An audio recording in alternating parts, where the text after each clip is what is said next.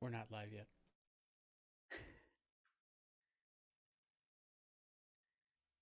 We are now live. So go ahead and whisper now.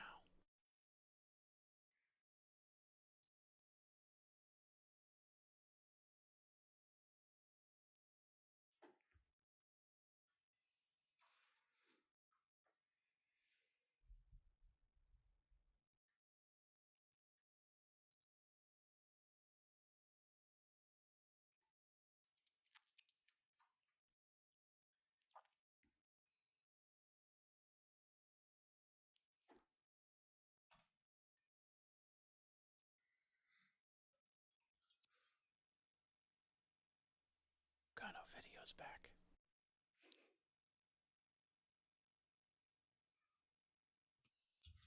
Hey, Emily, how are you?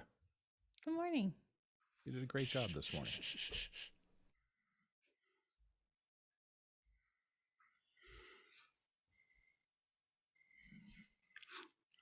Good morning and welcome back to Office Hours Education Lab. Thank you for joining us today. Today we're going to talk to John Snyder about how not to die by PowerPoint or death by PowerPoint, which I think is great. It's a tool that a lot of teachers have to use and don't know all the bells and whistles, so we're hoping we can learn a bunch from you today. Welcome, John. Thank you very much. I'm going to go ahead and start by sharing my screen here. That'd be great. And I have to go to my system preferences. I have not shared my screen in Zoom before. My apologies. That's okay. There's a learning curve for everyone.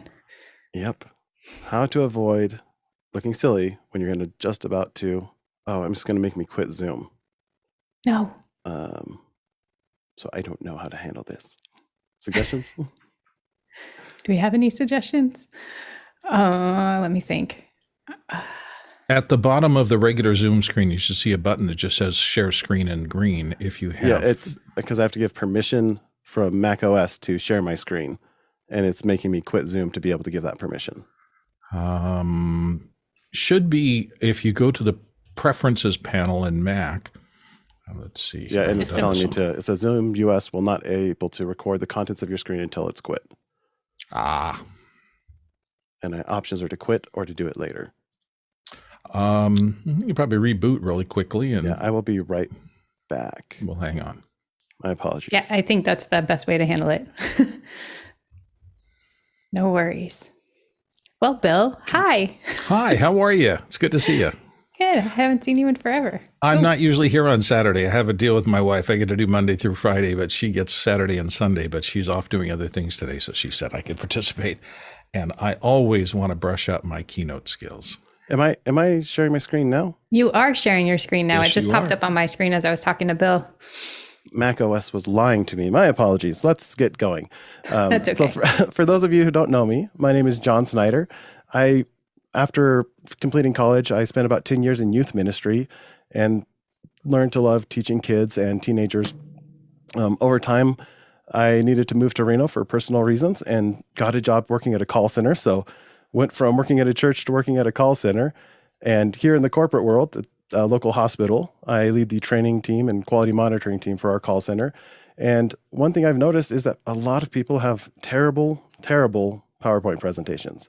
And really, our goal today is going to be to teach you how to avoid the most criminal sin, death by PowerPoint.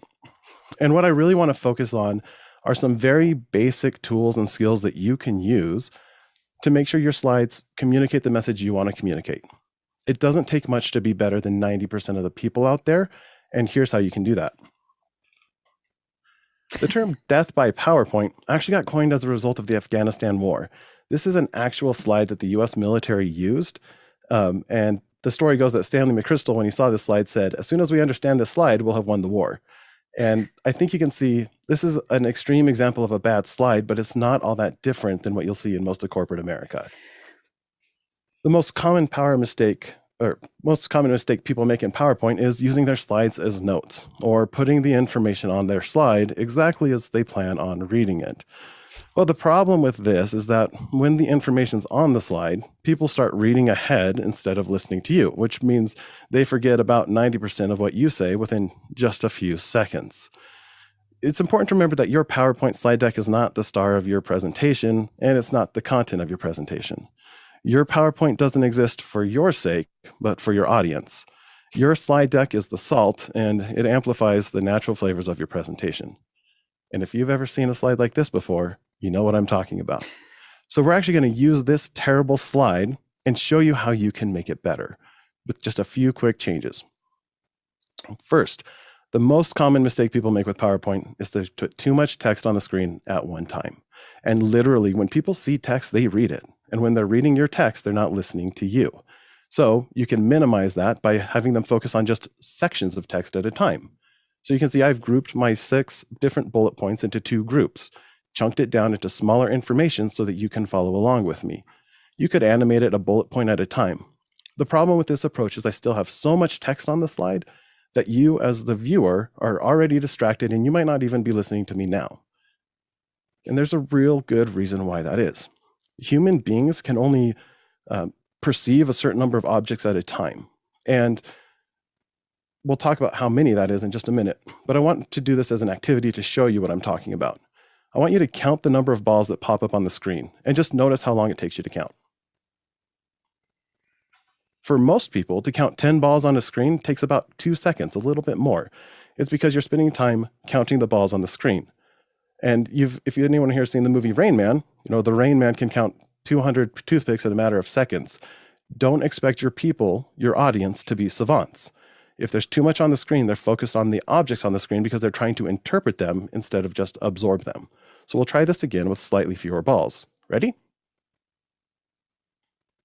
Now to get 7 balls, the average person takes a little bit more than 1 second to count, but we can go even a little bit faster. Notice that as soon as I clicked 5 balls, you instantly could see how many balls there were. For whatever reason, human eyes can perceive 0 through 5 almost instantly, and once you get past 5, you start counting things. And so if you've ever worked on a farm, you might have driven past a field and seen someone counting sheep or counting cattle. They're actually counting groups of 3 or 4 and adding those up. So instead of saying 1, 2, 3, 4, 5, 6, 7, they're saying 3, 7, 11, 16. And they're just perceiving and adding those together, because counting takes about 500% more mental energy than just seeing. So the takeaway here is never put more than 6 items on a slide deck. Your title plus 5 things. If you want your audience to see the slide instead of trying to spend their time interpreting the slide. Because again, any energy your audience is using to interpret the slide is not listening to you. The second most common mistake, which our first slide had as well, is putting multiple competing messages on the same slide. With chunking, you can break that down. So I took my first slide and I've sorted it into 2 sections. All the good stuff or all the bad stuff at the top and all the good stuff at the bottom. By doing this, I'm limiting the number of different messages you're trying to hear at once. And it helps a ton, but it's still boring as sin. So let's improve it. They say that a picture is worth 1,000 words. A word picture, a metaphor, has got to be worth a couple hundred then, right? So instead of saying all this detail, I can say your PowerPoint slide deck is not a teleprompter. It's not your personal notes to help you keep track. And it shouldn't be a transcript of every single word you say either. It's not even a handout that you give to your audience so that they can remember what you said and take it home with them. With this slide, I've taken that message into one single message, converted into 4 bullet points, and I'm still using bullets, which are ugly, but they work. But what's the most important thing on the slide? It's the title. The biggest, brightest thing on the slide is about mistake number 2. And I don't want you to think about mistake number 2. I want you to think about teleprompter, transcript, and handout. So if I just reweight my sizes of font, suddenly my slide is becoming less about information and text, and it's more about the metaphors I'm trying to pass off to you. And these are all pointing to a picture about the slide deck. And I have not even used an image yet, but you can increase the perception by adding images and directing people's attention with color and images. So if I was really building this slide, I would probably build it like this. Your PowerPoint presentation is not a teleprompter. It's not your personal notes so that you can keep track. It's not a transcript of every little thing that you're going to say. And it's definitely not a handout your people will take away from you. Notice how I use color, the color of the font, to help you focus on what I'm talking about now without losing the other metaphors behind. I did that on purpose, and if you can see, my handout on the slide here is not in English because I don't want you distracted trying to read the handout. I want you listening to me. So be careful with the different visuals you use to help draw attention to where you want it. So where are we so far? We talked about all the bad things that a slide decks tend to be, and now here's the second half of my first slide. Your deck is not the star of your presentation. It's not the content of your presentation. Notice how all of these phrases start with the word not. I would rather use a positive than a negative. So I'm not going to use the not words. Instead, I'm going to phrase the same metaphors in a positive way. The important thing in your presentation is you. You're the star of the presentation. You have a message to send, and you need to consider your audience. The slide deck itself is more like salt. It can bring out the natural flavors, it can emphasize the content of your message, but it can't replace it. Again, if we give this the visualization treatment, it would look something like this. You're the star. You have a message. Consider your audience. Then I can slide in here and have a little image about salt while I'm talking about what salt does. So now, as I'm talking, your entire attention, hopefully, is devoted to the dark blue words, star, message, and audience, because that's what I want you to focus on. I even have my salt shakers salting those words because your eyes will follow that trail of salt as it falls down on my text. Again, I have not used any images here, and let's look at what some images might look like if we wanted to use those instead. I could use this to describe salt, but what does that make you feel? It certainly makes you feel something. Large images in slide decks are great at making you feel something. If I'm looking at this, I'm thinking about death and decay, and how dry this whole thing is. Not a great example of the salt I'm talking about. Here's some salt, but you're probably now so distracted by these ugly fish and those disgusting eyes on the fish that you're not paying attention to me. So I'm distracting you with my own image. I could say that the salt's preserving the fish if that's the metaphor I wanted to use, but A, it's not my metaphor, and B, it's a distracting image. Here's another nice, pretty picture of salt, and at least it's comforting and helps you not feel stressed out by the slide itself, but it doesn't actually demonstrate my metaphor at all. Instead, a better picture that I might want to use is something like this. And there's just something about this picture that helps you really understand my metaphor. We've all eaten French fries. We've all had bad French fries where they forgot to put the salt on them, or French fries at McDonald's where they put too much salt on them. Just like that, your slide deck, whether it's in PowerPoint or Keynote or slides, if it's too much, it's disgusting, and if it's too little, it's disgusting. You need the right amount to emphasize your content, and that's the purpose of your slide deck. You do that with visuals because human beings, our eyes are drawn to 4 aspects of any visual. We're drawn to motion, contrast, color, and size. My picture has motion, the cascading salt onto the French fries, which I want you to look at the fries, not the salt. It has contrast, the darks and the lights, the contrasting colors of the oranges and blues, which is my colors, and it's really, really big. And for those of you who are wondering, one thing PowerPoint's kind of bad at is having an image inside of the slide, because the default shadows in PowerPoint are way worse than like Keynote. The frames in PowerPoint are worse. If you want your slides to look more modern, a quick, easy tip is make sure your images touch 3 of the sides.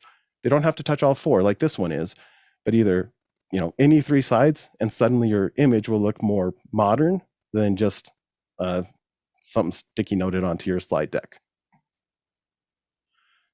And one last note about color. When I started professionally, every time I presented, it was on using an LCD projector onto an actual screen. When that's the case, having a white background is really helpful because black text on a white background is really easy to read. And in a brightly lit room, it's one of the few color combinations you can see. On modern TVs, a white background causes stress. Yes, the text is easy to read, but it's so bright it's hurting your eyes. And especially as the industry moves to more HDR displays, it's going to be extra important to make sure that you are not stressing out your audience with the slide themselves, unless you want to. Be intentional about your backgrounds. You can use a more neutral background to help the person feel relaxed and maybe absorb the material more. Or you could even use a black background to really focus on the content. You still want to use those color, size, and contrast and movement to direct attention, but notice how these different slides all fit together to help you feel a different thing as the audience.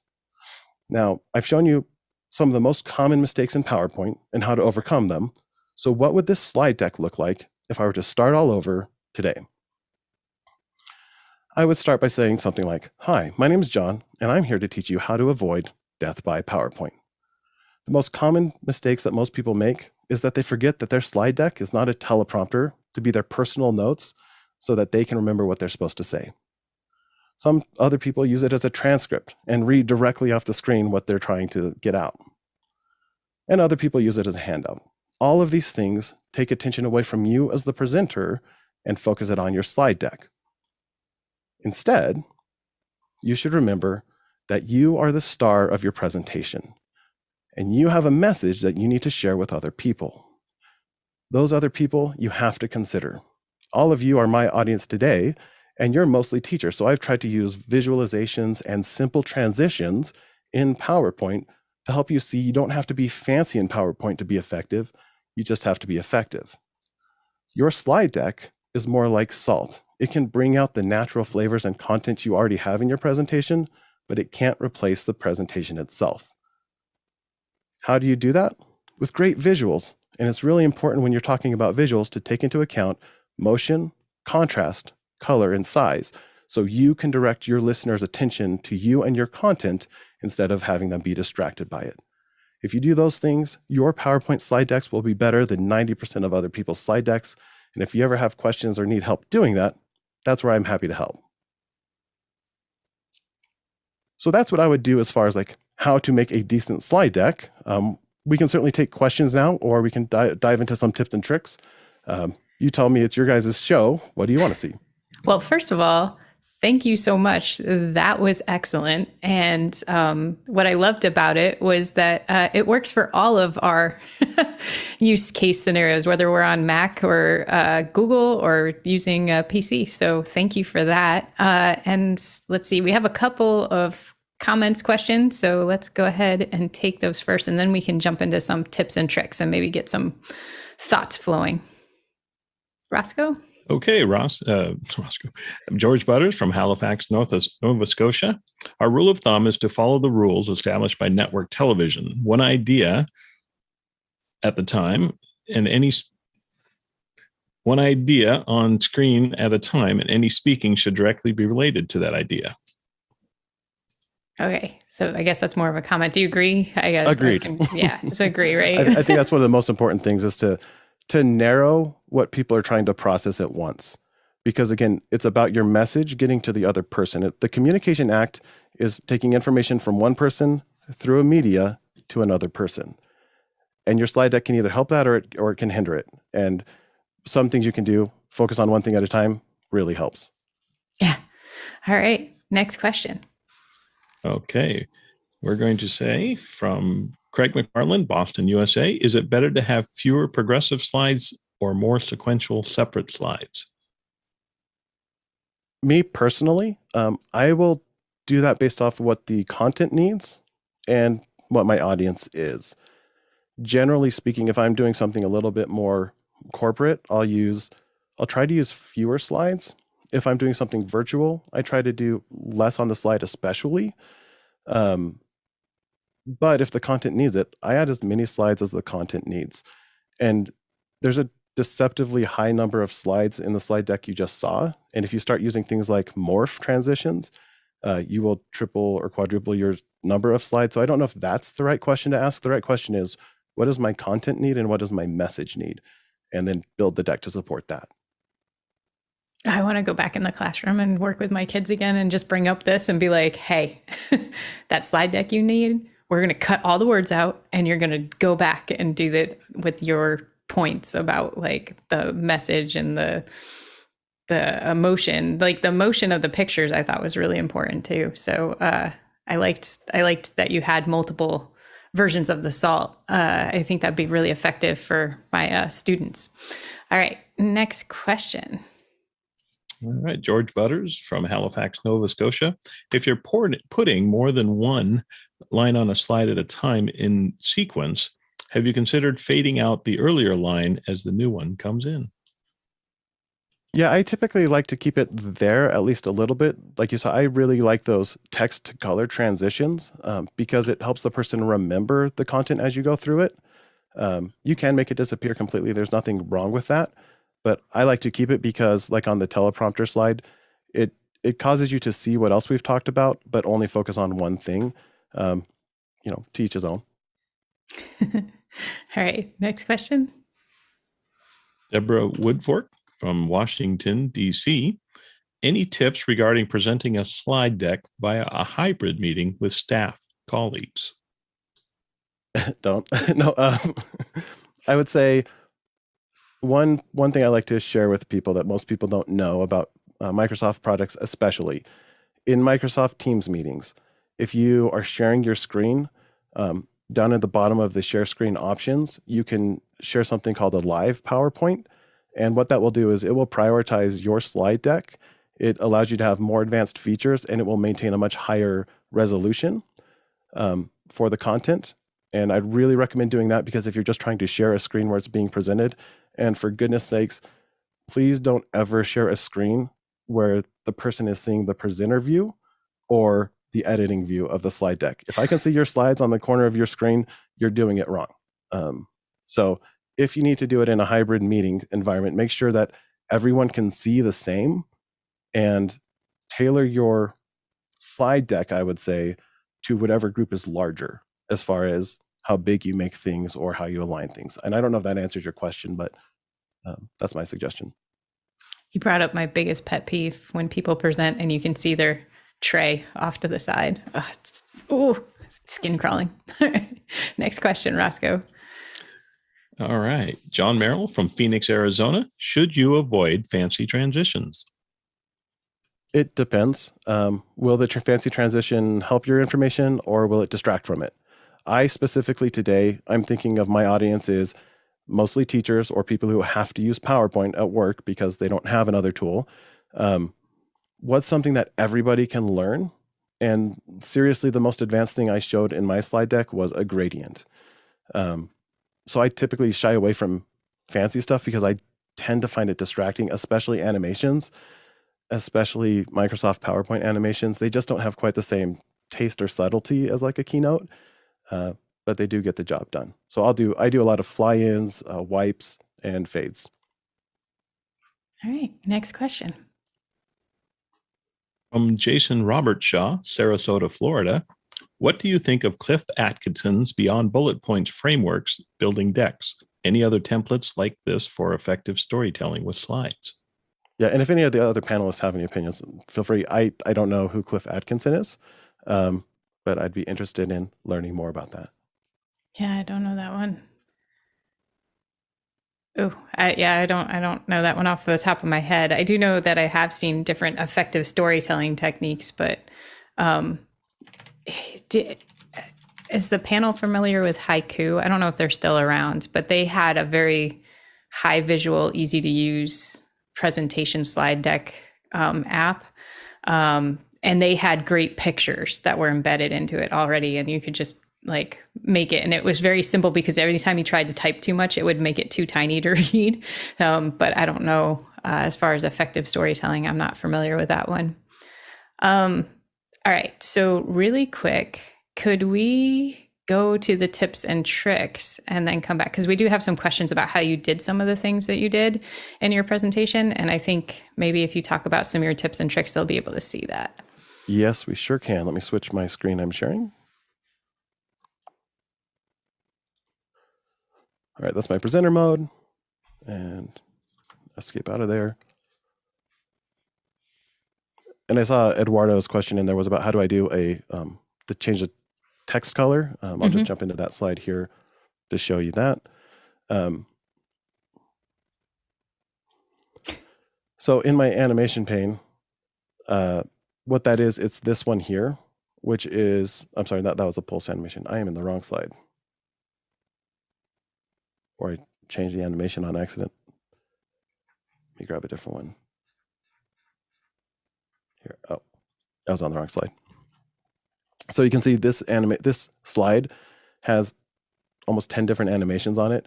So what happens is one line will show up in blue, and that's what this animation here is. It's an appear. And then this color changing animation right here is the one that changes that color. And all it is you select the font you want, click on the font color animation in the animations pane, and you say change it to a different color.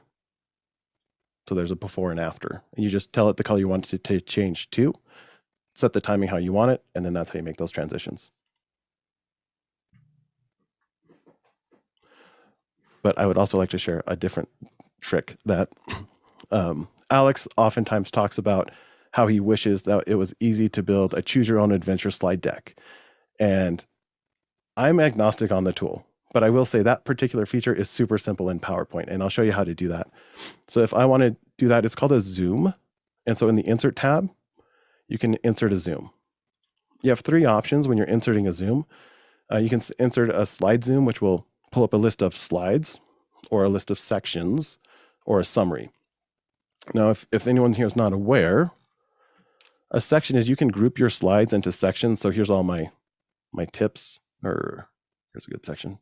So in my morph section, I can demonstrate later, there's 7 or 8 slides, and I can just collapse or expand them. That whole group of slides is in this section. So if we go to Insert, Zoom, and Section Zoom, PowerPoint will automatically select all of your sections and give you a pile of very small thumbnails of each slide, and you can arrange them on the page however you want. And that's fine. I'll show you what that looks like. So it's automatically selected every section for me, I believe. Oh no, it hasn't selected them. When I do it the other way, I'll show you it does select. And I can exclude certain sections if I want. So I have 6 sections. And what those actually are 6 different objects that I can treat just like any other rectangle. And when I go into presenter mode, these are all links to those other slides. And that's really easy, but there's an even easier way that I like to do it.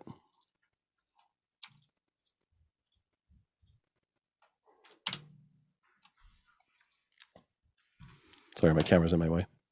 All right. So if instead of doing this section zoom or the slide zoom does the same thing. You have every slide in your deck. Insert, zoom, a summary zoom.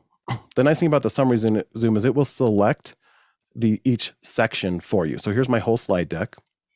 You can see all the sections are already highlighted and individual slides are not. So that was 1 click to get to the Insert tab, 1 click to click on Zoom, 1 click to say Summary, a 4th click to hit Insert, and I have a slide with all of those slides laid out in the order, and then I can rearrange the orders if I needed to, but it's an easy way to lay that out, especially if you want it to be like chapters. And I'll show you what that looks like in presentation mode. And just to clarify, this is the full version of PowerPoint, right? This isn't the... This is PowerPoint Mac, which is not quite up to date with PC. And I think the Zoom is on anything that's available in Office 365, which I believe is everything after PowerPoint 2016. That's my work PowerPoint, and I don't have it on my work PowerPoint. So where's that slide at? Oh, I think it was back. Oh, it put it at the beginning of my deck. Yeah. Oops. It's right there. Yeah. It's whatever slide you have selected, it will put it right after. Let me swap displays. So now you're looking at, this is what the audience would see. And so notice how these are all hyperlinks now, and I can click on any of them. It does a nice animation into that slide, and I can progress with my slide deck as normal. And once I get through this section, it zooms me back out to my table of contents,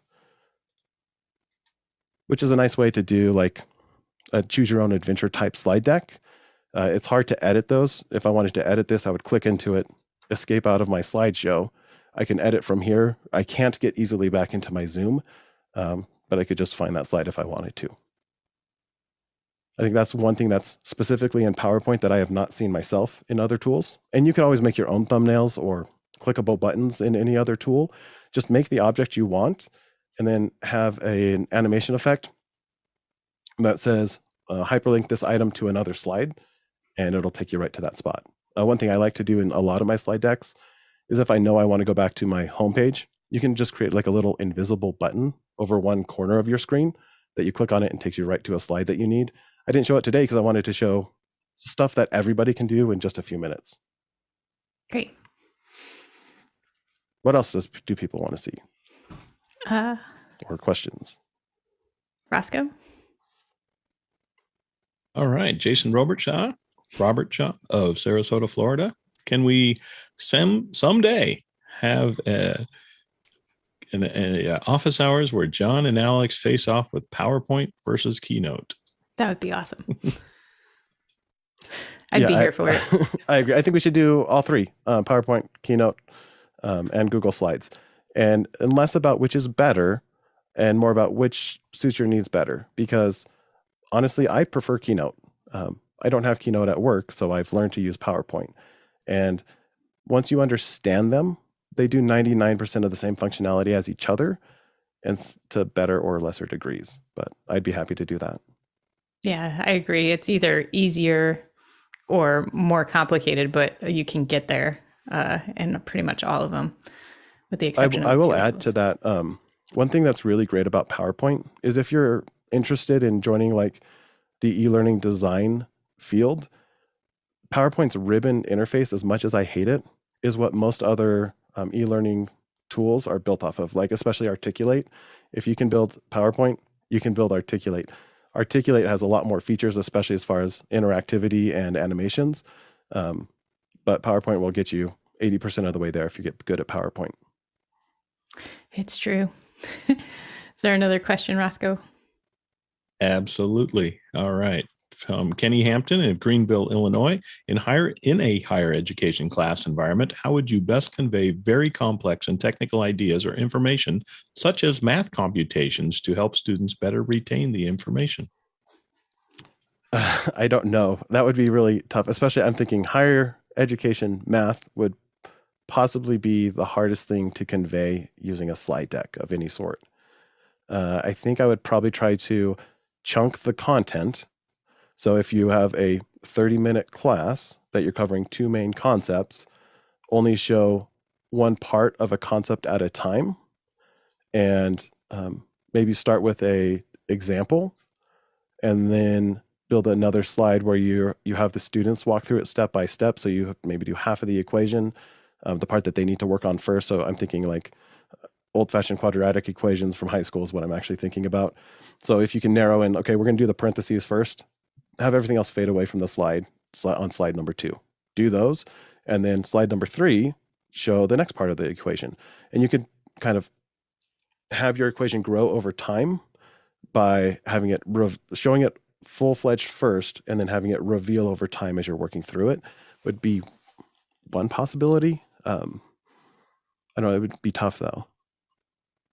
Yeah, it'd be a lot of slides, but building it would take a long time. But I think you're right, like focusing in on the part of the equation you're talking about while you're talking about it or describing the process makes a lot of sense. I was working with an educator at the higher ed level, math, and she created amazing slide decks where she was able to demonstrate things using the animation tools. So things would morph into other things to show how like the wave changed or whatever it was. That I'm not a math person. But she would be able to demonstrate that and became visual for that process. But, I think also embedding video of, like if Desmos, you can make an animation of an equation, and having that to bring into your PowerPoint can be good too. And a slide deck might not be the right solution to the problem. Always Exactly. consider that the slide deck is maybe the wrong thing to use. Maybe a digital whiteboard is the right way to do it. Yeah, really. All right. Do you have any other favorite hacks or tips inside? One thing that a lot of people don't know that another PowerPoint specific feature is the slide designer, which I know, Emily, you've talked about this and how it's bad. It is bad for most people most of the time. The problem people have with Microsoft tools in general is they try to get them to do something that they are not good at. And Apple is really good at making those things good, and Microsoft is not. So like I'm thinking of the morph transition versus magic move. With Apple's magic move, and we'll talk about that in a minute, you can really customize how it works. With PowerPoint, you can't customize it very well. It very much thinks on its own, and you get to ride the wave or not. So keep that in mind. So the slide designer, what it is a way to give you ideas on how to make a slide look better. And you can see I have a slide about Goldilocks and the Three Bears. My best advice for slide designer is you have to have enough content, but not too much content on the slide. And Microsoft will try to suggest a layout for you that will look nice. To use it, you go up into the Design tab. So here I have one image, one bulleted list, and a title. From the Design tab, there's a Design Ideas button. And you can see PowerPoint suggested a few different slide ideas over here for me. Some are better than others. And for whatever reason, Microsoft loves adding little random bits of yellow and orange to their slides. I will never understand why. But here you can see this puts a full-sized image with a slightly transparent circle for my text box, which I think this one looks pretty nice. The other thing about Slide Designer is never use Microsoft's default. It's a starting point. It's not the end. Because instantly I can say, oh, I know Michelle at work. That's a Slide Designer slide. And it's no different than just using a built-in PowerPoint template, which are also terrible. But this is one example of one that I kind of like. I really like how it takes my image and it pastes it to 3 sides of the screen. And then it has a nice black rectangle that has a gradient into transparency as it goes throughout the slide. It has its mandatory little extra bit of orange or yellow that Microsoft likes to add in there so much. The other thing, Microsoft has terrible default colors. And it's because they're based on the Windows logo from back in the day. And they're just not pretty colors. So my recommendation is just don't use Microsoft's default on almost anything. Oops, I just moved that. So now if I want to see how this works, what you can do is show what's called the selection pane. And I have it up here in my quick access toolbar. We'll talk about that in a bit. You can see there's a text box, a few different rectangles. This rectangle right here is that black rectangle that has the gradient on it. If I go into the format of the rectangle, where's my format pane? There we go. And I look at my fill, and there's 1,000 different options. I can actually change how this transparency works by making it more or less aggressive with these sliders. And I can even change the colors if I wanted to. Or a lot of times Slide Designer will not crop the pictures well. So I might want to, make this picture bigger and bump it to the side or something like that. So Slide Designer is a great starting point. Oh, and if you want to get rid of your ugly little rectangles, back in our selection pane, you just got to find out where that is and delete it. See, this is what I needed to know. Like, maybe I was just using the short version and it didn't, but it was always giving me the rectangles. And then my thing was it didn't apply it to the rest of your slides. So then if you left it, you couldn't find the layout and you had to build it all yourself. And then I would be like, well, why? So what you can do in that case, Emily, is you can actually save it as a new master slide or a slide master, and then you can select it as a template in the future. And you can have this picture be a placeholder. So you could just change the picture and everything else on the slide stay the same. Yeah, that's great. So Slide Master would be a whole separate hour just by itself. Yeah, right. The next thing I did mention this, the quick access toolbar. On Windows, I like my quick access toolbar underneath my ribbon. On Mac, you can't do that for whatever reason, but that's this stuff up here. All of my most commonly used commands I keep up here because I can't find anything in the ribbon. You've seen me struggle with that today. So I've got all my text tools first, and then my shape tools. I have some justification tools here, my selection and grouping and moving things forward and backward tools, and my alignment tools. I use those all the time, and if they're up in my toolbar, I don't have to try to find them. You can, in Windows, it's very easy to export and import a quick access toolbar.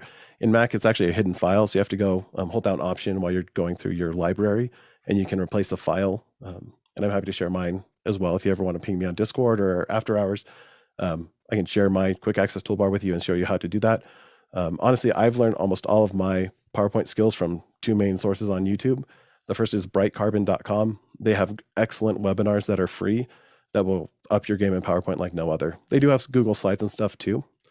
And then the other is Taylor Kroonquist on YouTube as well. He is the best at teaching you shortcuts so that you can, because PowerPoint always takes more steps than Keynote.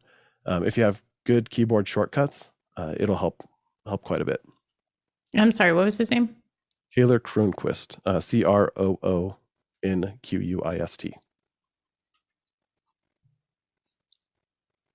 Cool. Definitely check that out. Are there other questions?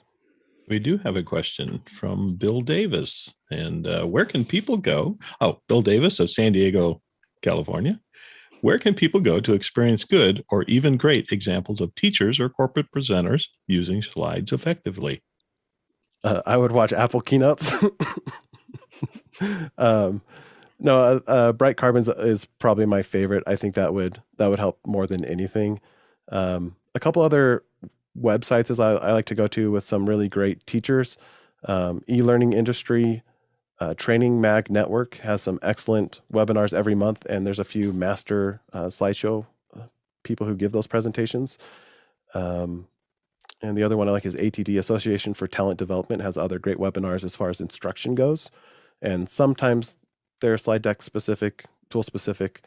If you're looking more like tools and how to use them, I would say of those, Training Mag Network is trainingmagnetwork.com, I think, is probably the best. You can register for free so you can watch their webinars. They all get recorded. And that's where I've been introduced to a lot of these things myself. Very cool. All right, so there's no other questions. I'll show a couple quick things about drawing that most people don't know, because this is where I first started learning to enjoy PowerPoint. And one thing I like to do when I'm warming up is try to draw this key. It's a quick and easy thing. Again, I am literally stealing this from Bright Carbon, but I can grab an oval.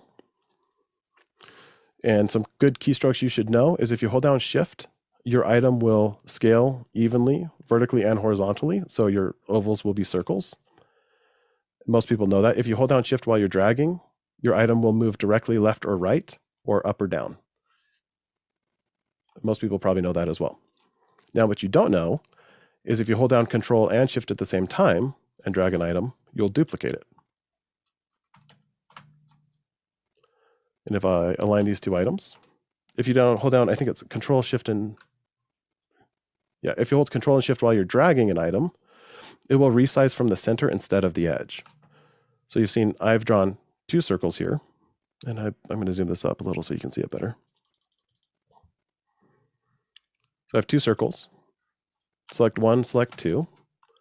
Use your merge tools to subtract circle one from circle two, and that's how you make a donut. And next I'll do a few rectangles. And this kind of helps me just get in the creative mood to do something, and I always try to get a little better than last time. Rectangle there, another rectangle.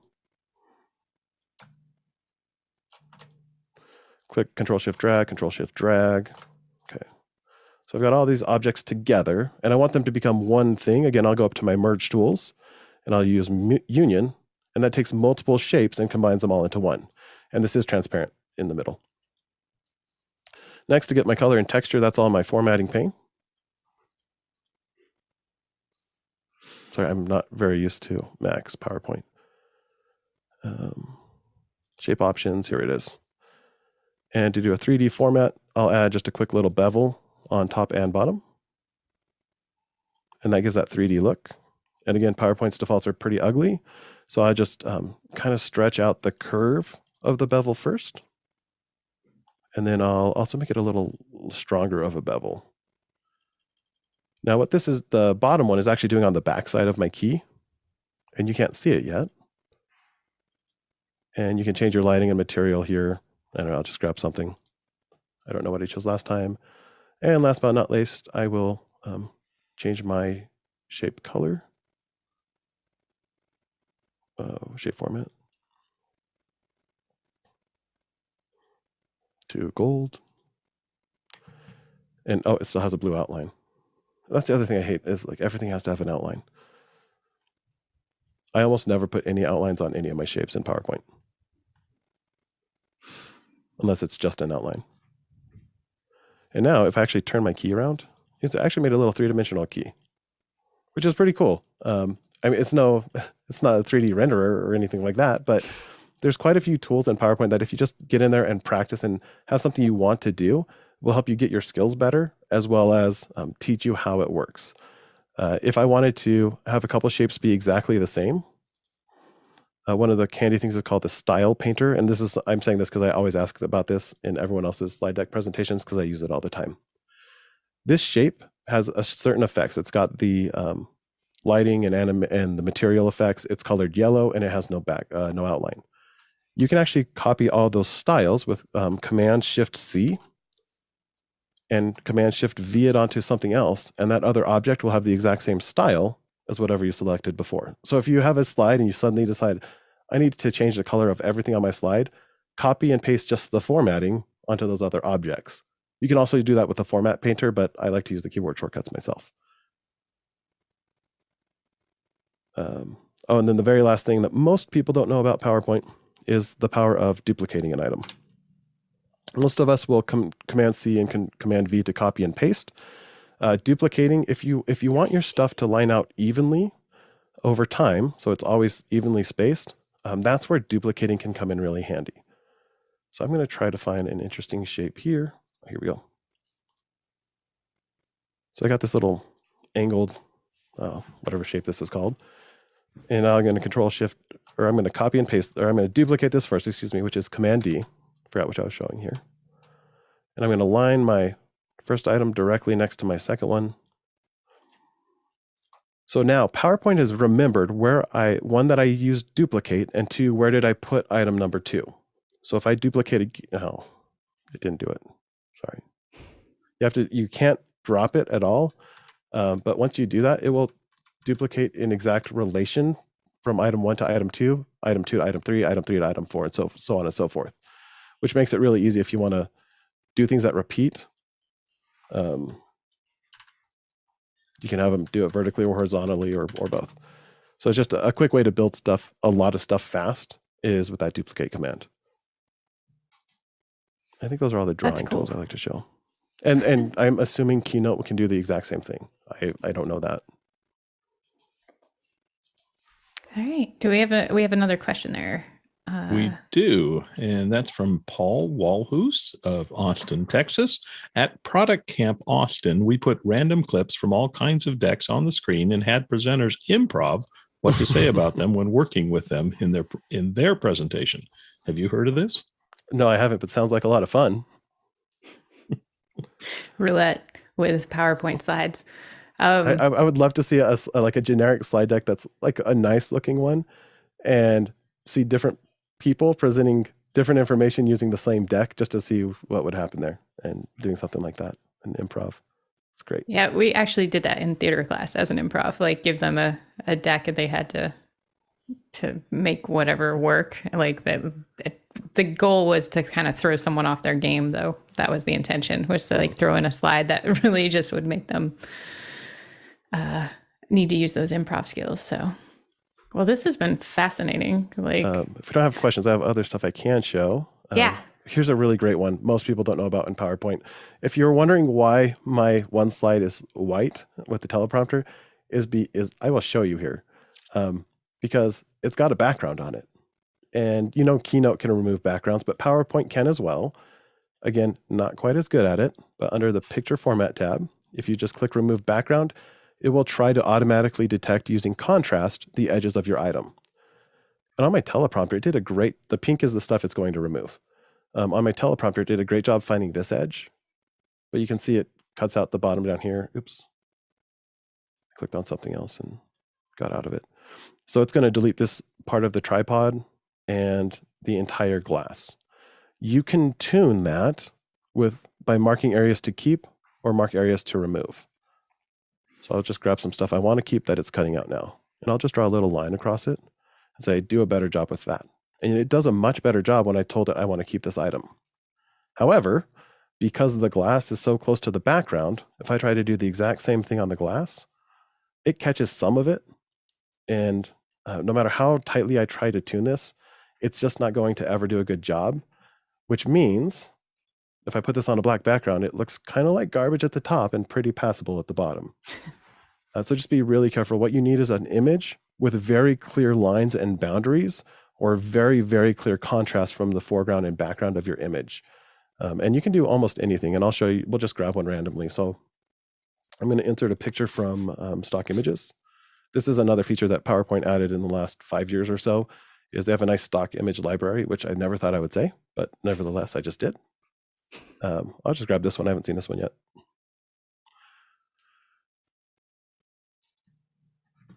I'm just going to see what happens when I try to remove the background here. I'm not tried this picture yet. So you can see it found some shapes on the grass, and it did a good job identifying the ball. If I do want to tune this, I'll say I want to keep more of the grass and less of the background, or less of the water.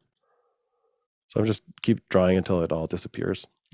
And to remove the water, I just draw a line across the blue. And it does a pretty passable job. I can zoom in here and tune in just around the ball a little bit closer. I've done stuff with hair, and even hair can do okay if there's enough contrast in background. It's not Photoshop, but for those of you who don't have Photoshop, and depending on your background, you might get better results. If I was to use this in real life, I would probably do a hard crop by putting a rectangle over the top of my grass line here. And then I would use my merge tools to actually delete the top of the image. And then I would tune the ball a little bit better. So it would be straight green across the grass. It'd be a very hard edge. And then the ball would be a little bit more natural. Very cool. Any other questions? Tony, did you have something? I just wanted to add, John, I think you did a great job today. Thank you so much. I am struggling with this because I'm working with a house of worship, and primarily we are using PowerPoint, and some of the things that you and Emily mentioned about seeing the side of the PowerPoint showing is one of the problems that we're having, in Zoom doing the sharing it at different points in the service. So Are you sharing it from a Thank you. PC that only has one screen, Tony? well, yes. Okay. That can be challenging. You have to really have your slide deck memorized if you're not going to have a presenter view to work from. Yeah, do they not there's no remote present option for PowerPoint, is there, that anyone Inside knows of Teams, there is, in Teams there is, but not but I just don't know if there you're is just in PowerPoint. Interesting. Yeah, because I have different apps that I have on my phone for Google where I can see the slide and I can advance the slide from my cell phone. Oh, you mean just like a remote? Yeah, like a I remote. thought you meant like someone else. Oh, I mean like when I'm presenting, I can log in on an app on my phone and I can see a thumbnail of the upcoming and my notes underneath it for Google. And I can just press, like I can go forward or backwards using the phone. The problem is that I ran into a lot was in school buildings, reception can be really bad because of the cinder block walls everywhere and other stuff going on. And so I wasn't able always to connect. But what it did was when I only had one screen to present to, I could have my notes and thumbnail on a separate device and present from there. And I was wondering if Microsoft had one that anyone knew of, because I don't think I had one. I think they have it or are building it as part of Office 365. I've personally never used it or seen it, but it strikes a bell when you're describing Right. it like that. Yeah. And what you'll see with Microsoft is they will add every feature everyone else has, probably not quite as well, but it'll get there eventually. Yeah. That's the the feedback I always gave Microsoft was like, you guys always overpromise and underdeliver. You should underpromise and overdeliver instead, because you get me excited about the stuff coming, and then 6 months later, I'm still waiting for it, or it's like the bare bones version. And that's the other thing is the Office 365 online versus the online version does not have quite full version. They don't match. And so you can't easily move back and forth. And what happens in school districts is because they've adopted Chromebooks, the kids will have the online version of PowerPoint, and then the teacher will have the full version because they might have a desktop or a laptop instead of a Chromebook.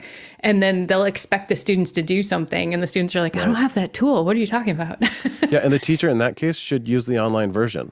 Yeah, I mean, absolutely. She or he also has the online version, and they should use the same thing as the kids. I do know the newer versions of PowerPoint are also integrating some webcam stuff. PowerPoint for Mac does not have that yet, and nor does PowerPoint 16. So I've never used it, but I doing research for this, I did see that it's something they're building. They even have like 3-dimensional objects you can put in here. I've never tried that. It's in the Insert tab. The nice thing about PowerPoint is you can it now has an icon library that's much better than it used to be, and you can colorize those icons. I still end up going to Noun Project, a website for open source icons, probably more than anything else. But there are some in PowerPoint. And then if I have time to do one more demonstration, I'll show you quickly how to morph, because I think most people are most impressed with morph as far as something that improves their own personal PowerPoint game. So what morph allows you to do is to automate some of the transition process.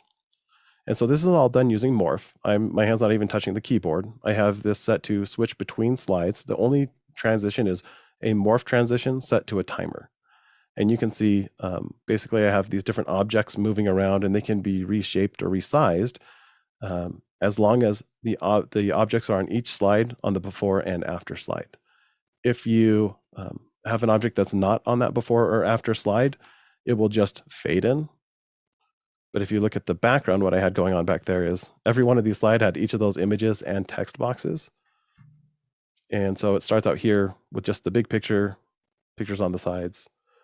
That text box I just dragged into here. So on picture 1, it's in this area here, and picture or slide 2, it's over here. I'm not in dark mode, so it's a little hard to see.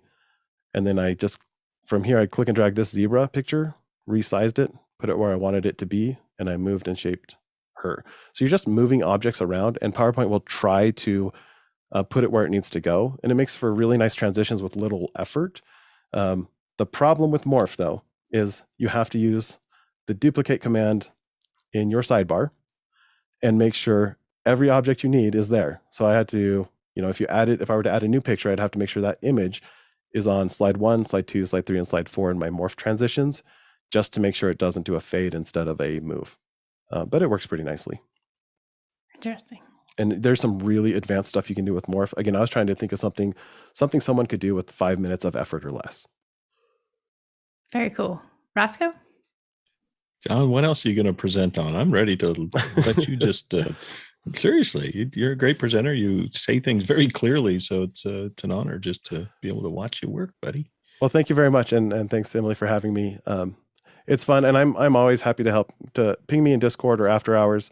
I love helping other people be successful, and I'd be happy to help you all give my opinion. And you don't have to take it, but I'd be happy to give it.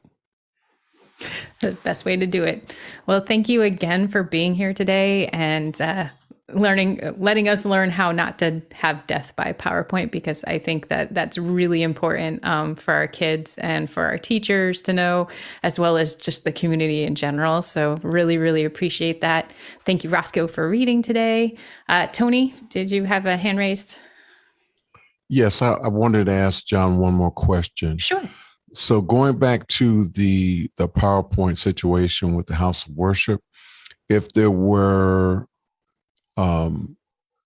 2 computers versus 2 monitors, would that work, and would that eliminate the problem that we're having? I don't think it would solve the problem. You can, with just one screen, you can still go into presentation mode. And I use this icon here to move into it. And if you only have one Oh, you don't see it because I'm not sharing my screen. Sorry. I'll show you the icon afterwards, Tony. It's at the bottom of the screen. It looks like a little screen. And you have to use presenter mode to go into the presentation. Whatever screen is available or is assigned to be to be presented on will be full screen of the slide deck. What you won't have is the ability to see anything else on the screen. And that's where the problem a lot of people have. Excellent. All right. Well, Thank you very much. Yeah, thank you very much for being here. Thank you, Tony, for being on the panel. And Roscoe and John, thanks again for offering to do this. It was really exciting. Next week, I believe we're doing micro bits, if I remember correctly. So we will learn about how to use micro bits. And I think that's a 2-part series. So it'll be the next 2 weeks. And then we have the OH space launch. So that's going to be really, really cool too. So make sure you tune in and keep up with the emails. And I just want to thank everyone for being here today. And we'll wrap it up here.